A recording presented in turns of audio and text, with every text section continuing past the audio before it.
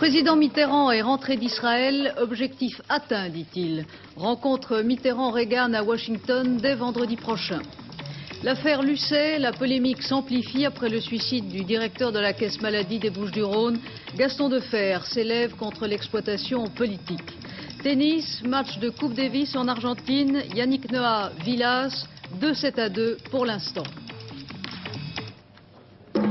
Madame, Monsieur, bonsoir. Ce qu'il est convenu désormais d'appeler l'affaire Lucet nourrit depuis hier une polémique politique et syndicale qui, sans trop de pudeur, se greffe sur le suicide d'un homme.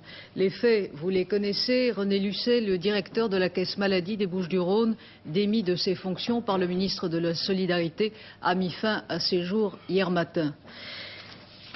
Le Premier ministre, Pierre Mauroy, reçoit ce soir Madame Questiot. Le gouvernement s'en tient aux déclarations du ministre de la Solidarité nationale, dit-on à l'hôtel Matignon, où l'on précise que le Premier ministre souhaite observer le silence devant la mort d'un homme. Seul membre du gouvernement à s'exprimer jusqu'ici, le ministre de l'Intérieur, Gaston Defferre, qui enregistrait ce soir à RTL l'émission Grand Jury RTL Le Monde. Écoutez ce qu'a déclaré Monsieur Defferre. Ce qui m'a étonné le plus, voyez-vous, je cherche à juger les choses calmement, dans la mesure où on peut le faire quand un homme s'est tué, c'est dans les propos qui sont tenus par certains, écrits par certains journaux, tenus par certains hommes politiques, et qui disent qu'on l'a poussé à la mort. Annoncer à un directeur de caisse qu'on le déplace, mon Dieu, il n'y a pas de quoi se suicider d'une façon générale. Tout de même une sanction grave. Quoi? C'est tout de même une sanction grave. Oui, enfin, compte tenu de sa réussite. Ça ne justifie pas qu'on se donne la mort. Une fois que le suicide est intervenu, évidemment, tout le monde peut se dire il ne fallait pas le déplacer ou on n'aurait pas dû le faire. Mais de là à dire que, c'est l'expression que j'ai lue quelque part, c'est le premier mort de la chasse aux sorcières, il y a vraiment une marge et c'est tout à fait excessif. Mais je veux dire que ces gens se conduisent avec nous, avec une violence, avec une injustice, avec une grossièreté vraiment épouvantable.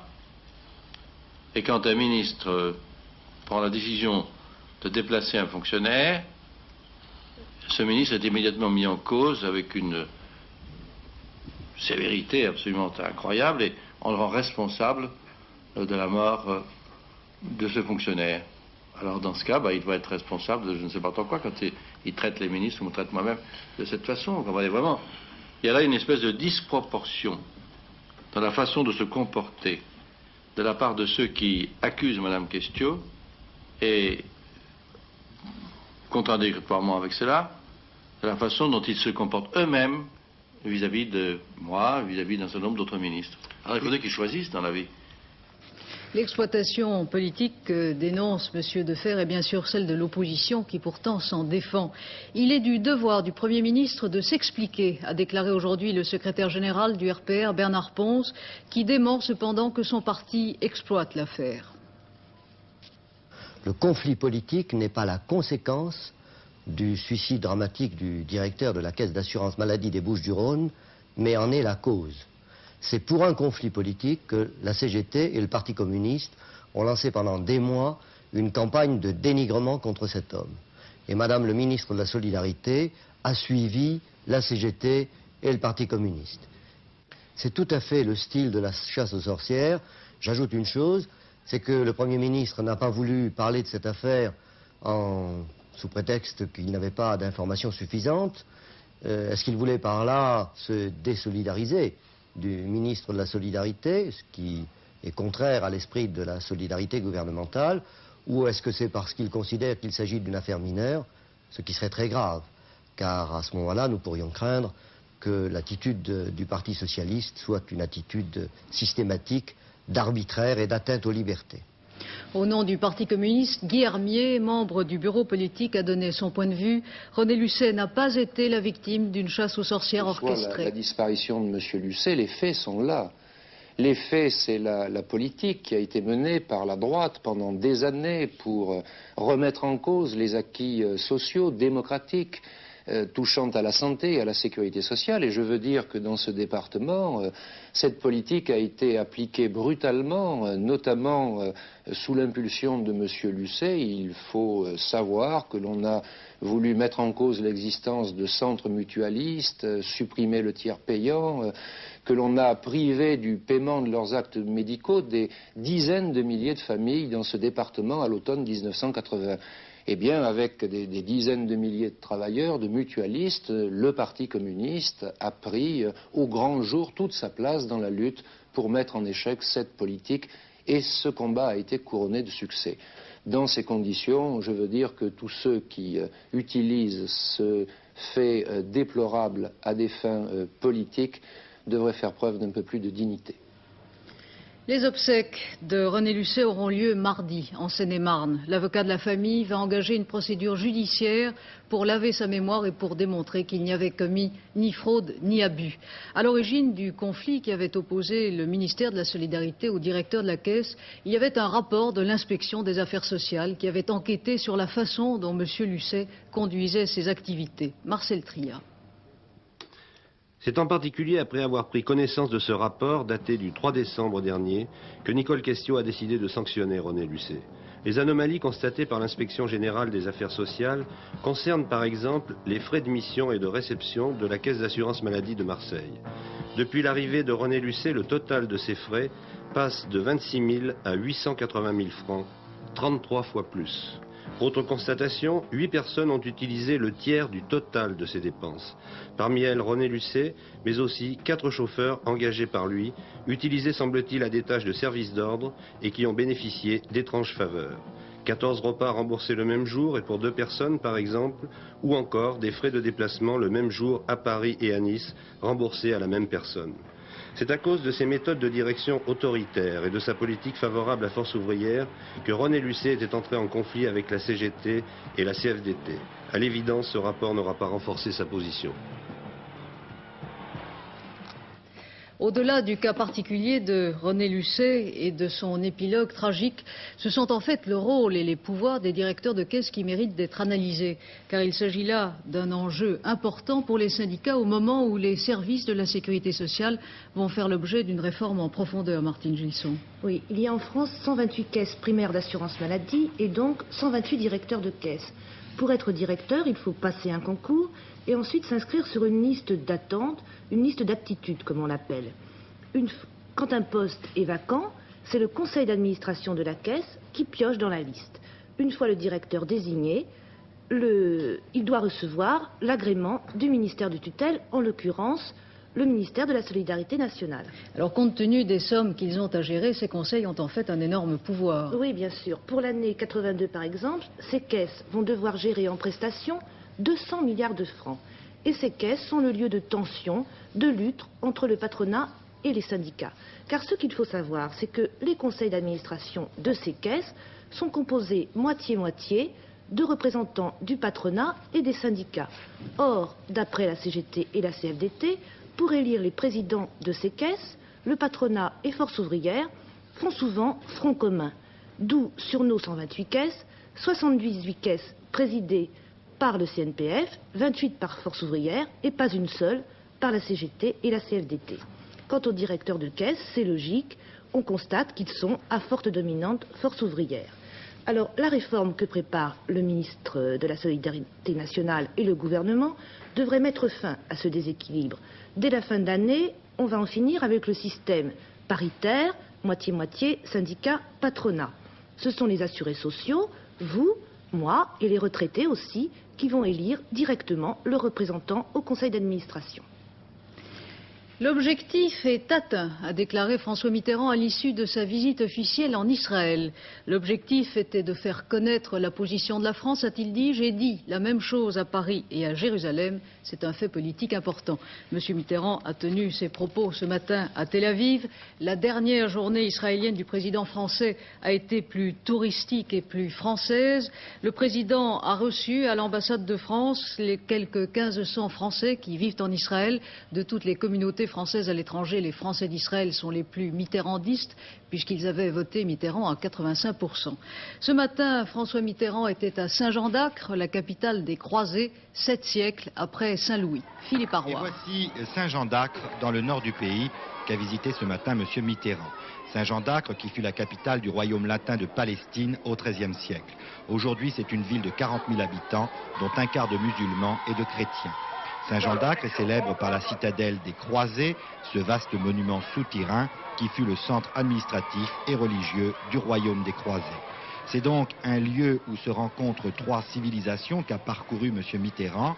Un autre chef d'État était venu ici, mais c'était il y a longtemps, en 1240, le roi Saint-Louis. Enfin, visite également du kibbutz Lomei Agetoat, ce qui veut dire les combattants des ghettos. Il a été créé en 1949 par 200 rescapés de 89 camps de concentration. C'est un kibbutz où l'on pratique la polyculture.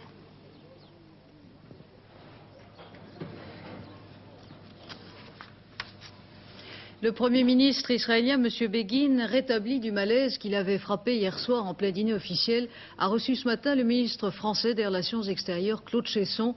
L'entretien, consacré uniquement à la question palestinienne, s'est déroulé dans un climat très amical et chaleureux, selon le porte-parole israélien, même si M. Begin hier ne s'était pas privé d'attaquer ouvertement Claude Cheysson. Les autres ministres français accompagnant le chef de l'État ont eu des entretiens qualifiés de fructueux avec leurs homologues israéliens pour relancer de multiples façons les rapports entre les deux pays. Le bilan de la visite présidentielle fait l'objet de commentaires extrêmement divers. Un alignement total de la France sur Israël, déclare à Beyrouth Yasser Arafat, le président de l'OLP, qui parle des phrases mièvres et obscures du président français. Dans l'ensemble, du côté israélien comme du côté arabe, les jugements sont plus nuancés. De Jérusalem, Pierre Serra.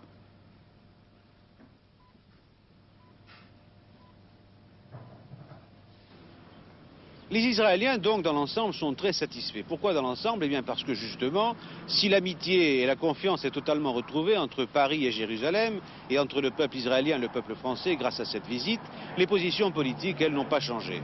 Mais il faut dire, d'ailleurs, que personne ne s'attendait vraiment à ce qu'elles changent. Tout le monde savait ce qu'elles étaient avant que M. Mitterrand ne vienne en Israël. Elles n'ont pas changé.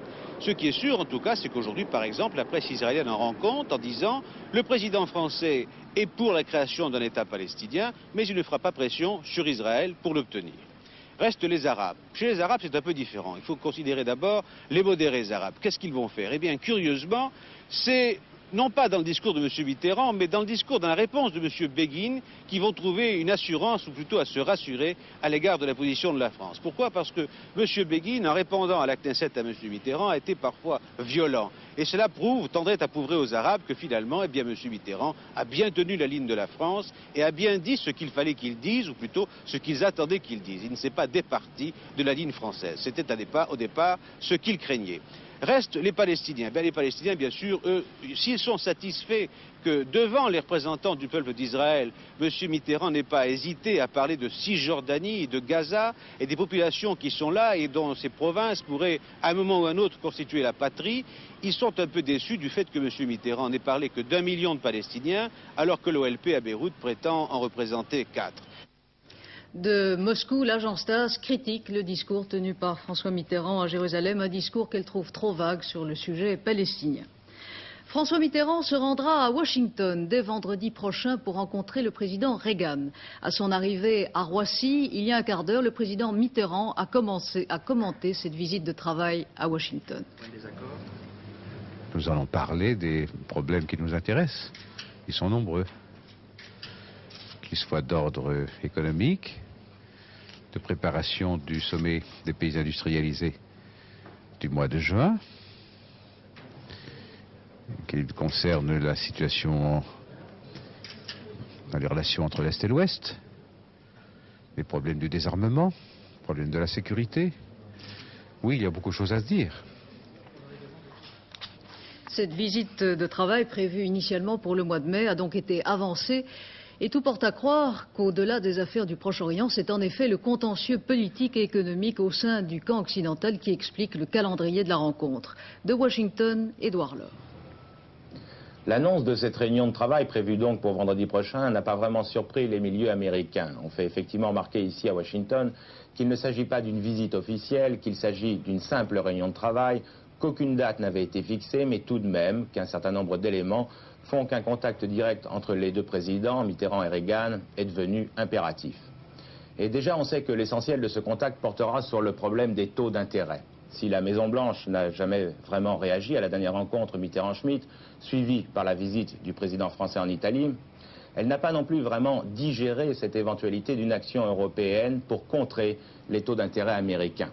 Le problème pour le président Reagan, qui va demander à François Mitterrand de patienter encore quelques mois, est que même ici aux États-Unis, on commence sérieusement à se poser des questions sur les avantages pour l'Amérique à maintenir des taux d'intérêt aussi élevés. Pas plus tard que ce matin, les patrons américains ont demandé impérativement à Ronald Reagan de prendre immédiatement des mesures pour réduire le déficit du budget américain. Toutes les places financières occidentales ont été en émoi aujourd'hui et Léonid Brejnev a stoppé la baisse des cours de l'or. En effet, la rumeur de sa mort s'est répandue dans la matinée. Aussitôt, le cours du métal jaune, dont l'URSS est le principal producteur, a légèrement remonté. Léonid Brejnev a apporté lui-même le démenti à cette rumeur en assistant personnellement à une cérémonie cet après-midi au théâtre Bolchoï de Moscou. Une cérémonie à l'occasion de la fête des femmes que Moscou célèbre avant la France. La cérémonie a été retransmise en direct par la télévision soviétique. Mais Moscou résonne encore aujourd'hui d'un événement tragique qui s'est produit hier. Une très violente explosion a ravagé une usine de la banlieue de Moscou spécialisée dans l'équipement spatial. De Moscou, Patrick Menet. C'est tout un secteur d'une usine d'équipements spatiaux qui a explosé. 200 à 300 personnes y travaillaient dans le plus grand secret à la périphérie de Moscou. 200 à 300 personnes dont on est sans nouvelles. Les habitants du quartier ont entendu des explosions. C'était comme les bombardements pendant la guerre, m'a dit un témoin. Des flammes se sont élevées à 60 mètres dans le ciel. Toute l'usine a été bouclée par l'armée, tandis que des dizaines de camions de pompiers et d'ambulances arrivaient sur place. Voilà les faits, mais impossible d'en savoir plus. La presse, comme toujours, se tait et les autorités refusent de répondre. Jamais les moscovites ne sauront le nombre exact des victimes, ni quelle était l'activité de cette mystérieuse usine. Terminé. 10 000 ballons se sont envolés ce matin vers la Pologne. 10 000 ballons chargés de messages rassemblés par des membres de Solidarité en France. Les ballons ont été lancés à partir d'une petite île danoise à 80 km de la Pologne dans le but de forcer le blocus du silence imposé par l'état de siège. Un prêtre catholique qui avait été arrêté en décembre dernier vient d'être condamné à 3 ans et demi de prison pour avoir calomnié le régime. C'est la première fois qu'un prêtre est ainsi victime de l'état de siège. Les autorités religieuses polonaises n'ont fait jusqu'ici aucun commentaire.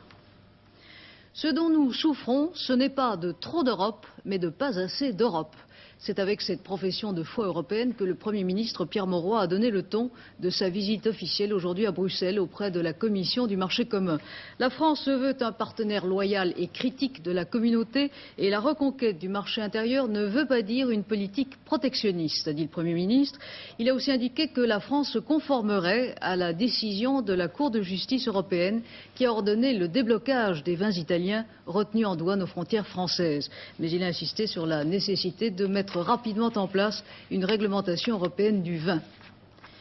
Depuis hier minuit, les tarifs des produits pétroliers ont changé. Vous le savez, l'essence a très légèrement baissé, le fioul et le gasoil ont augmenté ainsi que le gaz et l'électricité.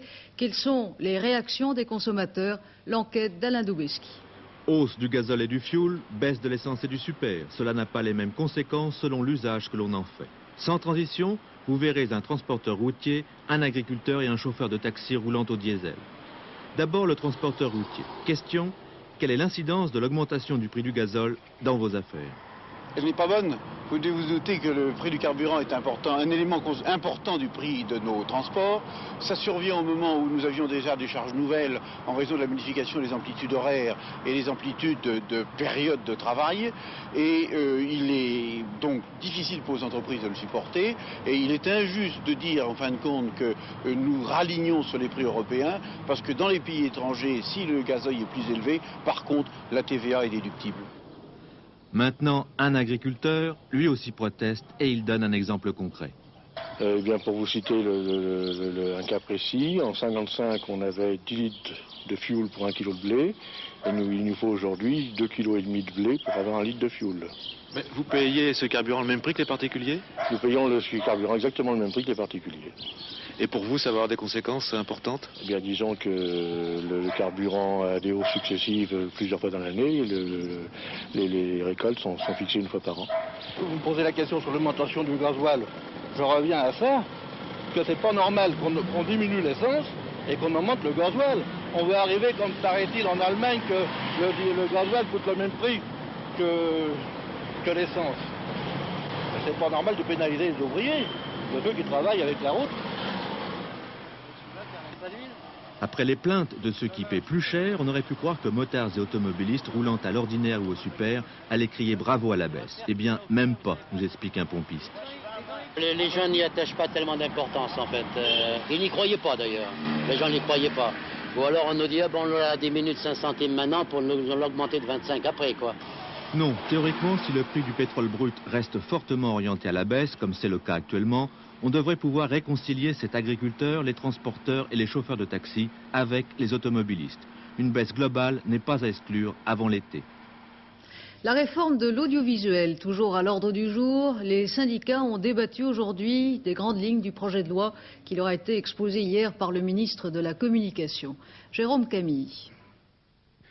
Hier soir, au cours d'une rencontre entre M. Georges Filiot et les syndicats de l'audiovisuel, le ministre de la Communication a présenté les grandes lignes du projet de loi sur l'audiovisuel. M. Filiot a annoncé la création d'une haute autorité composée de 6 membres nommés pour 6 ans et renouvelables par moitié tous les 3 ans. 2 sont nommés par le président de la République, 1 par le président du Sénat, 1 par l'Assemblée nationale, un 5e par le Conseil d'État et le dernier par le premier président de la Cour des comptes. Détail important, en cas de partage, la voix du président est prépondérante. Les 6 membres de la haute autorité ne peuvent être révoqués et enfin leur mandat ne peut être renouvelable qu'une seule fois. Quant aux organismes de programme et de production, quelques modifications interviendraient. La Société nationale de télédiffusion couvrira l'ensemble de la France métropolitaine, tandis que Radio France Internationale serait constituée en société autonome. Le conseil d'administration de la Société nationale de production serait réparti entre les représentants de l'État et les sociétés nationales de programme. L'établissement public de diffusion aurait la même vocation que celle de Télédiffusion de France, mais sa tutelle pourrait être partagée entre la communication et les PTT. L'Institut national de la communication audiovisuelle assurerait la mission qui était impartie jusqu'ici à l'INA. Une société nationale des régions favoriserait la création de sociétés régionales de télévision et la Société nationale des sociétés d'outre-mer prendrait la succession des DOM-TOM. Enfin, une société nationale serait chargée de la diffusion à l'étranger. Les syndicats CFDT, CGT et CNJ de l'audiovisuel ont analysé les grandes lignes de la réforme. Les personnels de certaines sociétés souhaitent que les organisations syndicales déposent des préavis de grève. Les syndicats feront au gouvernement leurs observations comme le ministre de la Communication le souhaite, des observations qui reprennent la plupart des points qui ont déterminé la grève du 24 février dernier. Les syndicats considèrent qu'il faut attendre la réunion interministérielle du 9 mars pour se déterminer en dernier ressort, mais si cette ultime concertation ne donne aucun résultat positif, ils prendront le 10 mars toutes leurs responsabilités. Les syndicats ont l'intention de déposer un préavis de grève générale dès mercredi si l'ultime concertation prévue d'ici là ne donne aucun résultat positif. Un autre projet du gouvernement dans le secteur de l'audiovisuel inquiète les fabricants et les distributeurs. Il s'agit de la taxation dont feront bientôt l'objet les vidéocassettes et les magnétoscopes qui représentent une industrie en pleine expansion. Les distributeurs sont inquiets à la veille du prochain salon du son et de l'image. Patrice Pellet. 300 000 magnétoscopes et quelques 5 millions de cassettes ont été vendus en 1981. pour soutenir financièrement le nouveau projet de réforme sur l'audiovisuel, une taxe dite de reprographie touchant les appareils vidéo et les cassettes devrait voir le jour. À la veille du Festival international du son, les professionnels se penchent sur l'opportunité de cette mesure. Très franchement, je trouve complètement absurde. Je vous explique que les bandes vidéo sont déjà à l'heure actuelle taxées à 33%. C'est-à-dire que si vous achetez une cassette dans le public, dans n'importe quelle boutique, que vous payez à peu près 100 francs, il y a déjà un tiers qui va à l'État. Rajouter une taxe, quelle qu'elle soit, correspondrait à ce qu'il y ait plus d'argent qui aille à l'État dans l'achat d'une cassette que le prix de revient du produit lui-même.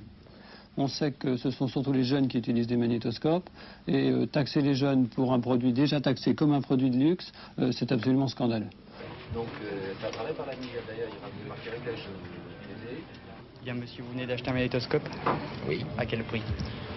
7900, je crois, oui. C'est une grosse dépense pour vous? C'est une grosse dépense, oui. Alors, si demain je vous disais que c'est plus 7009, mais 8009, est-ce que vous l'achèteriez? Je l'achèterai, oui, je crois encore. C'est vital pour vous aujourd'hui? Non, non, mais enfin, c'est plutôt mes enfants qui me poussent. Vu les programmes de la télévision, avant-hier rien, ce soir, je ne sais pas. Bien, alors le marché du magnétoscope est en pleine expansion. Est-ce que vous pensez que ça peut être un frein à la vente? Non, parce que je crois que l'envie de magnétoscope est telle à l'heure actuelle que les gens sont prêts à payer, mais prendront des crédits chers, seront encore endettés pour des produits qui sont souvent des produits importés, et ils auront donc moins d'argent pour éventuellement acheter d'autres produits de première nécessité en France. Vous pensez donc que c'est le client, dans tous les cas de figure, qui va payer ce projet? De toute façon, c'est le consommateur qui paiera, c'est clair, et je crois que l'inflation est déjà suffisante. On n'a pas à rajouter quelque chose qui est absurde, et c'est le consommateur qui paiera, vous l'avez dit. Jusqu'à combien les consommateurs iront-ils pour payer leur nouvelle passion? Le message est signé Carlos et le ministère de l'Intérieur le prend très au sérieux. Je m'en prendrai personnellement au gouvernement français et en particulier à Gaston Defferre si Bruno Breguet et Magdalena Kopp ne sont pas libérés dans un délai d'1 mois. Carlos, le célèbre terroriste vénézuélien, refait donc surface pour faire libérer 2 de ses camarades qui ont été arrêtés il y a 3 semaines à Paris. Le message, authentifié par ses empreintes, a été déposé à l'ambassade de France à La Haye. La protection de l'ambassadeur a été renforcée. Terrorisme à Rome, 1 mort et 6 blessés après une fusillade entre policiers et des néofascistes qui venaient de cambrioler une banque. L'enquête sur l'assassinat du juge Michel, la police judiciaire de Marseille n'accorderait pas grand crédit aux rumeurs selon lesquelles l'un des parrains du milieu marseillais, Tani Zampa, aurait commandité le meurtre. Nice, capitale française de l'art naïf. Grâce à la fastueuse donation d'un critique d'art, un musée de l'art naïf a été inauguré aujourd'hui à Nice par le maire Jacques Médecin. Plusieurs centaines de toiles, longtemps dédaignées par les experts et même par les amateurs, sont ainsi rassemblées pour le plus grand bonheur des amoureux de l'art naïf. Louis Doucet. Oui, et si l'on commençait par le commencement, se demandant tout d'abord, mais qu'est-ce donc qu'un peintre naïf ? Un naïf, un peintre naïf, c'est quelqu'un qui n'a jamais appris à peindre et qui réussit néanmoins à faire de beaux tableaux, aussi beaux que les gens qui sortent de l'école de beaux-arts. D'ailleurs, la meilleure façon de juger si quelqu'un est naïf ou un faux naïf, c'est tout simplement l'absence de ressemblance. On peut dire aussi que la peinture naïve, c'est l'expression d'une sorte de rêve intérieur qui s'exprime spontanément hors de la prison d'une école ou d'une autre, si vous voulez. Ce qui fait que, dépassant l'entendement classique, elle n'a trouvé pendant longtemps que le mépris officiel. Vous savez qu'il y a un ostracisme officiel et un préjugé défavorable contre les naïfs qui date de Pompidou. Mais qui est motivé par quoi? Parce que M. Pompidou aimait les abstraits. Et ce qui est beaucoup plus grave, c'est que la France, qui possédait le plus beau naïf du monde, et dont 200 se trouvaient au musée d'art moderne, eh bien tous ces 200 tableaux étaient descendus un beau jour dans les caves. Oui, il ne faut donc pas s'étonner qu'à la cave même prestigieuse d'un musée parisien, Jakowski ait préféré une villa niçoise pour faire enfin sortir ses naïfs de l'ombre. Cela dit, on peut toujours regretter un vide certain dans ce que l'on continue à appeler la capitale des arts, car les naïfs aujourd'hui ne manquent pas d'amateurs, trop même, paradoxalement. Le naïf marche parce que c'est un art accessible à tout le monde. Or, comme les vrais naïfs, les naïfs authentiques sont dans les caves ou chez les artistes où on ne les voit pas. Il y a des margoulins qui les fabriquent. Conclusion tout à fait annexe, si vous souhaitez acquérir un naïf, gardez-vous bien de le faire avant d'en avoir vu suffisamment auparavant pour vous éclairer. Sinon, le naïf risque bien de ne pas être celui que l'on pense. Un mot de tennis en Argentine. Le duel Noah-Vilas comptant pour la Coupe Davis est toujours en cours. Le 5e set est en train de se jouer. Pour l'instant, les deux joueurs en sont à 2-7 partout. Le temps maintenant, Alain Gillot-Pétré. Pour le week-end, on aura un beau samedi et un dimanche médiocre. Voici la carte pour demain. Encore quelques averses orageuses sur l'extrême sud-est et la Corse et des rafales de vent aussi. Mistral et tramontane faibliront. Sur le nord-ouest du pays, des nuages accompagnés de très très faibles pluies. Le matin, partout ailleurs, des brumes et des brouillards. Et l'après-midi, bien du beau soleil pour dimanche. C'est beau au sud de la Loire, c'est médiocre au nord. Les températures prévues pour demain par la météo nationale. Des gelées presque partout le matin, mais l'après-midi, de 7 à 15 degrés. Grâce au soleil, vous aurez une impression de douceur, bien que le fond de l'air soit plutôt frais. Notre éphéméride pour terminer, demain c'est le samedi 6 mars, les heures du soleil, 4 minutes de soleil en plus, levé 7h25, couché 18h40 et la fête des Colettes. Votre dernier rendez-vous avec l'actualité ce soir est Jacques Merlino à 22h55. Demain midi, Bernard Langlois recevra Lionel Rochement. Si vous aimez l'humour juif, soyez au rendez-vous. Merci d'avoir suivi ce journal. À demain, 20h.